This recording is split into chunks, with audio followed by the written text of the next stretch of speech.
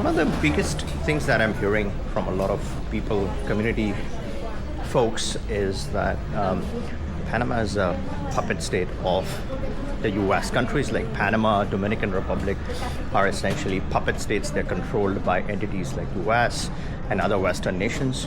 Now, I particularly don't agree completely with this. Yes, I mean, you have some direct oversight with different leaks and stuff like that, the banking and all those things.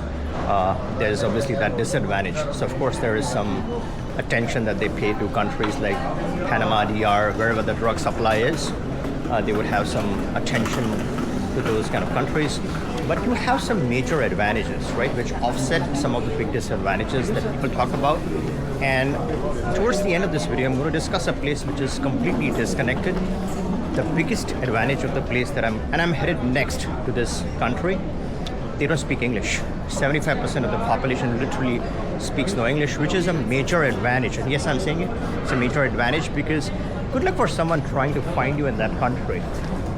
Now, I'm not saying that you have to do something wrong in order for people not to find you. That doesn't make any sense. But let's say you don't want to be found, right? Just don't want to deal with anyone. You want to be away for a while, and you just want to be left alone. So that's where a country which is disconnected, which is not a puppet state or a controlled state by Western countries, doesn't speak English, comes in handy. Now let's talk about the three major advantages of Panama before we get there. Now, the two programs that really stand out in Panama, which makes this a very appealing option, and one of the biggest advantages, before I get to those two options, is that it shares the same currency. So let's say you have the same brand, the same stores for the most part, and they accept the US dollar. One of the most important programs in the immigration world is the permanent residency program in Panama. Now, if you look at this program, it's truly a permanent option. It's a lifetime permanent residency. Now, other countries like Canada, they claim that they have a permanent residency, but that's really the most temporary form of residency you can ever find, because not only that it expires in 5 years, but you've got to have physical presence in the country for a substantial amount of time, and that makes no sense. If you can't live there, you lose the permanent. Then why is it permanent in the first place? So that's not the case with Panama. It's a truly permanent lifetime option. It's a very unique program. Not all countries, so this is the only country that offers you this option. The physical presence or the residency requirements to maintain this is literally next to nothing. You've got to enter the country once in 2 years, and that's all that you're looking at to save this residency. This also leads to citizenship towards the end. Of course, you want to have some presence. You can't just be 1 or 2 days here and there and then turn up for citizenship and expect that they're going to hand you the passport. No, it's not that easy. Of course, you want to show some stronger connections to the country if you're looking to grab the passport from Panama.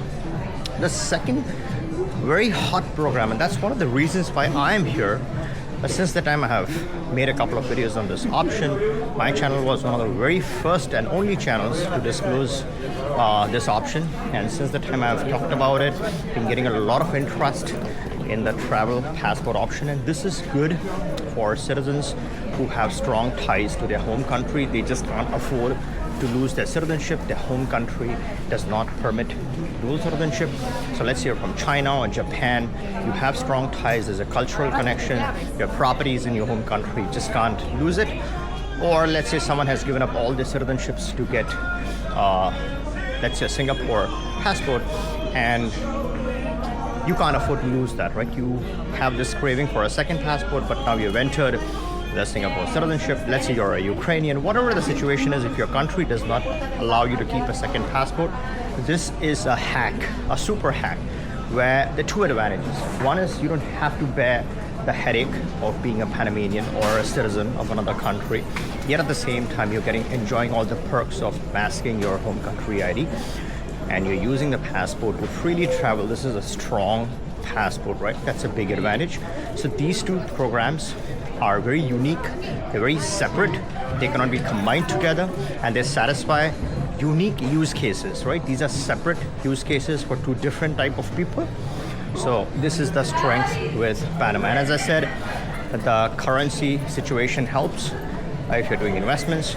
Now, the travel passport is do 50K of fixed deposit, no donations, nothing, put your money in the bank, earn income. They pay you $850 approximately for that amount, and that qualifies you for the immediate 2-week passport once you get the residency.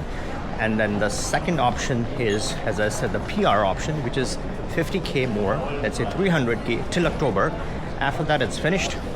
It's going to be almost double the amount. Then you're looking at 500K. So that again is very popular, especially now since the prices are going up. A lot of people who are thinking about this are actually taking the next step and trying to get this permanent residency as soon as possible. This is the VIP option. It's a qualified investor visa, so this moves very quickly. In a month, you're going to be a permanent resident if you start today. So that's how fast they've designed it.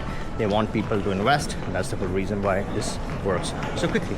Now let's move to the most important part of this video. I'm headed next, and here I could spend only a day. I was mostly working, as I said, on that option, but I'm going to spend a lot more time in the next country, which I'm headed to right now, and that is the country of Guatemala. A lot of people just talk about it in the air, don't physically actually go there and do stuff, show stuff.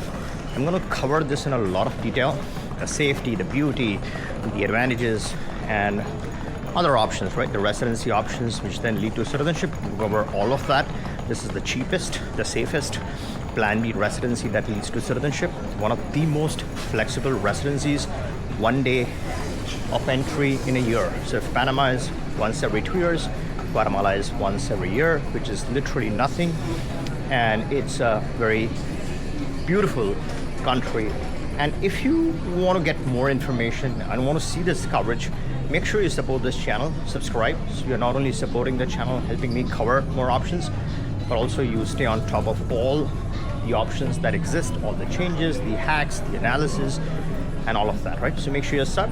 If you like this video, give me a thumbs up, and catch you in Guatemala.